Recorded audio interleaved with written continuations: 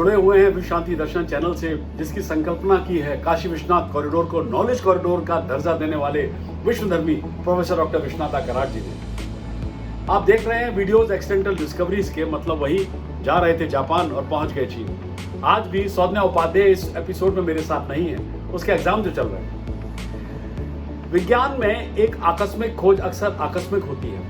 हालांकि कुछ वैज्ञानिक अपने प्रयोगों को इस तरह से डिजाइन करने की कोशिश करते हैं जिससे खोज के संयोग की संभावना बढ़ जाती है। विज्ञान में कई खोजें रोचक और सार्थक हैं, हालांकि एक गंभीर खोज इससे आगे जाती है। ये वास्तविकता के बहुत ही आश्चर्यजनक, अक्सर रोमांचक और अक्सर उपयोगी पहलुओं में से एक है। जो तथ्य खोजा गया है वो प्रकृति का हिस्सा है, लेकिन हमसे तब तक छिपा हुआ है जब तक कोई वैज्ञानिक इसके रहस्योद्घाटन के लिए उपयुक्त प्रक्रियाओं का उपयोग नहीं करता। विज्ञान में आकस्मिक खोजों की सूची बहुत लंबी है। ऐसा लगता है कि सभी एक प्रोसीड्यूरल एरर के कारण किए गए हैं। प्रत्येक गलती के कारण एक उपयोगी खोज हुई। अब देखिए ना, रोजमर्रे में काम आने वाले वेलक्रो एक पट्टा है जो दो स्ट्रिप्स को एक साथ बांधने के लिए छोटे हुक और लूप का उपयोग करता है। ये जिपरलेस जिपर है और इसका उपयोग बच्चों के जूते, बॉक्सिंग दस्ताने, लैपटॉप बैग आदि जैसे कई उत्पादों में किया भी जाता है। जिज्ञासु मन के लिए कभी कभी पहाड़ के किनारे की एक साधारण सैर नई खोजों और आविष्कारों की क्षमता रखती है। जॉर्ज डी मेस्ट्रल ने वेलक्रो स्ट्रैप का आविष्कार ऐसी ही एक सैर के दौरान किया था। आइए कहानी के साथ बढ़ते हैं आगे। जॉर्ज डी मेस्ट्रल का जन्म 1907 में सेंट सफोरिन सुर मॉर्गेस के छोटे से शहर में हुआ था। उन्होंने 12 साल की उम्र में हवाई जहाज रूपी खिलौने के लिए अपना पहला पेटेंट भी दायर किया था। जी हाँ, लेकिन 30 के दशक के मध्य तक कुछ नहीं हुआ और फिर मेस्ट्रल ने जिस विचार पर प्रहार किया वो दुनिया भर में छा गया। हालांकि उनके आविष्कार को अंततः फाइनल होने में काफी समय लग गया। मेस्ट्रल पेशे से एक इलेक्ट्रॉनिक इंजीनियर थे और शिकार करना पसंद करते थे। 1941 में वो एल्प्स में अपने आयरिश पॉन्टर कुत्ते के साथ स्विट्जरलैंड में जुरा पहाड़ों से शिकार से घर लौट रहे थे। मेस्ट्रल ने देखा कि उनकी पतलून और उनके आयरिश पॉन्टर कुत्ते का फर बर्डॉग बर्ड्स, जो एक प्रकार की जड़ी बूटी थी, उससे मजबूती से चिपक गया था, निकालना मुश्किल था। इसने उनकी जिज्ञासा जगाई और एक माइक्रोस्कोप को लेकर मेस्ट्रल ने उस बर्डॉग बर्ड्स जाति जो जड़ी बूटी थी उसकी परीक्षा की।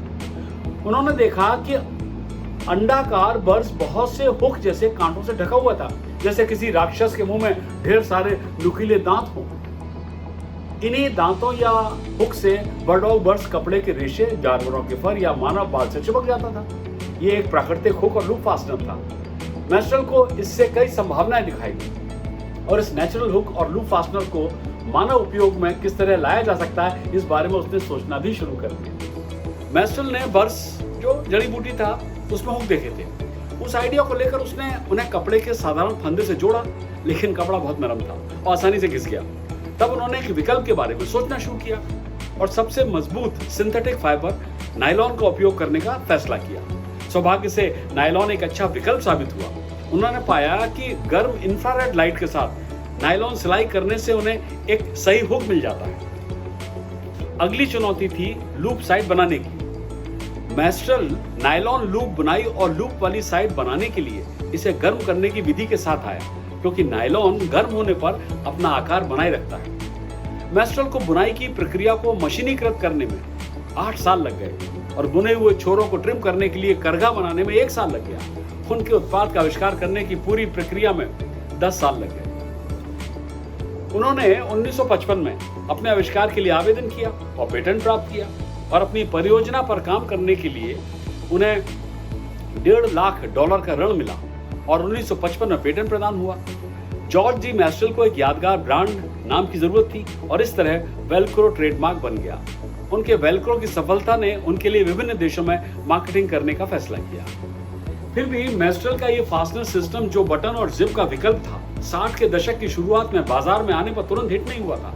कपड़ों के निर्माता इससे दूर ही रहे और ऐसा लग रहा था कि डे मेस्ट्रल का यह दिलचस्प आविष्कार इतने सारे अन्य लोगों की तरह अंततः बेकार की स्थिति में चला जाएगा। फिर आया नासा।